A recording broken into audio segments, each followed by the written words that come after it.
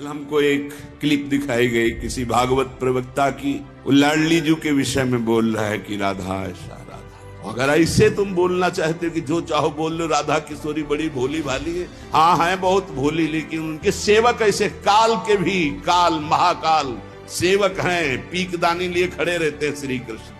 ऐसे शब्दों का उच्चारण कभी न करे जिससे भावनाओं में ठेस पहुंचे। बहुत बड़ी ठेस पहुंची हमारी हृदय में।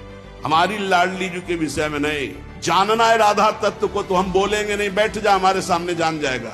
श्रद्धा और विश्वास करके बैठ जा, हम बोलेंगे नहीं, केवल रोम रोम से तू जान जाएगा लाडली जी क्या है। बैठ तो तू आकर सामने। अब हजारों लोग बैठ करके सुनते, कैसी बुद्धि मारी गई, इष्ट की अवहेलना सुन रहे हैं बैठकर। और ऐसों को भागवताचार्य बनाकर मंच पे बैठाल करके सुनने के लिए निमंत्रण दोगे ना कि पुरिखा तर जाएंगे तो पुरिखा नरक जाएंगे। ऐसों को बैठा लोगे, जिनकी जूठन खाते हो, जिनका जस गाते हो, तो तुम्हें प्रणाम नमस्कार मिलता नहीं, किसी काम के नहीं, उन्हीं के हो करके उनका जस गाते हो, इसलिए सब तुम्हें नमन करते हैं। अब भागवताचार्यों से हाथ जोड़कर प्रार्थना करते हैं, हमारी बात जिनके कानों में यहाँ सुनाई दे रही है, जहां भी सुनाई दे, आप बहुत बड़े भूरिदा जना कहे जाते हो। गुरुजनों के चरणों में बैठकर जब भागवत सीखोगे तब आपको पता चलेगा कि शास्त्र की अधिकारानुसार उपदेश दिया जाता है, नहीं तो भगवत लीलाओं का गायन किया जाता है। जिन लीलाओं के श्रवण कथन से चित्त आकर्षित होकर भजन में लग जाए, प्रभु में लग जाए। कल हम गुरुजी, मेरे अब तक के या आने वाले जीवन काल में कुछ गलतियां पाप हुए हैं और जो होंगे, मैं ऐसा क्या करूं कि ये गलतियां जो मैंने किया ये मेरे आने वाली फैमिली या बच्चों पर उसका कोई असर ना हो। भगवान का स्मरण करो, उनसे प्रार्थना करो और पाप की लघुता और गरिमा पर विचार करो। अगर वो साधारण पाप है तो बहुत जल्दी नष्ट हो जाएगा, और अगर असाधारण पाप है तो उसका प्रायश्चित करना होगा। अब जैसे आजकल गृहस्थों में असाधारण पाप बन रहा है, लोग जान नहीं रहे। गर्भ हत्या, भ्रूण हत्या जो हो रही है, असाधारण पाप है ये ले डूबेगा। ये जो अगर पराराना ये इसका प्रायश्चित नहीं किया गया ना तो आगे चलकर बुद्धि भ्रष्ट करेगा। जो बच्चे हैं उनकी बुद्धि भ्रष्ट करेगा, परिवार में अशांति, कलह और नाना प्रकार के दुख पैदा कर दे। तो कई ऐसे पाप होते हैं जो असाधारण होते हैं, उनका फिर या तो प्रायश्चित कर लेने तो भोगना पड़ेगा।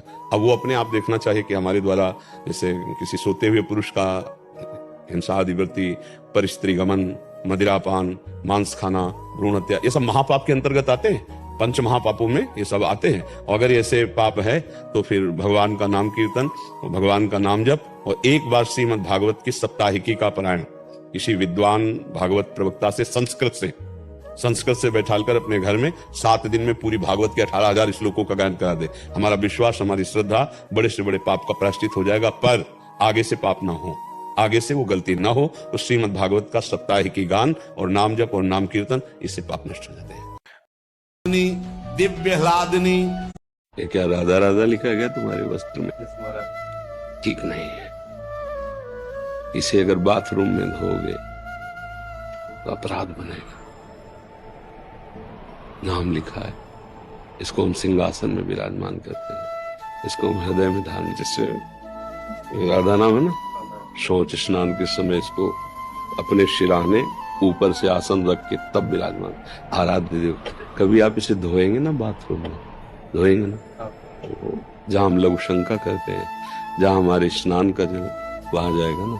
इसलिए जो लोग नहीं जानते उस निमित्त से हमने टोक कर बोले कि कोई भी नाम जिस वस्त्र में लिखा हो, या तो उसे आसन पे विराजमान कर लो, सिराने रख लो, और उसका इस तरह जैसे प्रयोग कर रहे हो, प्रयोग निषेध नहीं, लेकिन इसके बाद की जो प्रक्रिया वो निषेध है।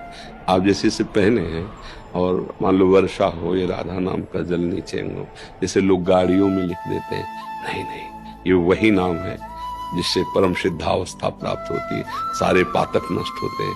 प्रभु के नाम, श्यामा जी का नाम, लाडली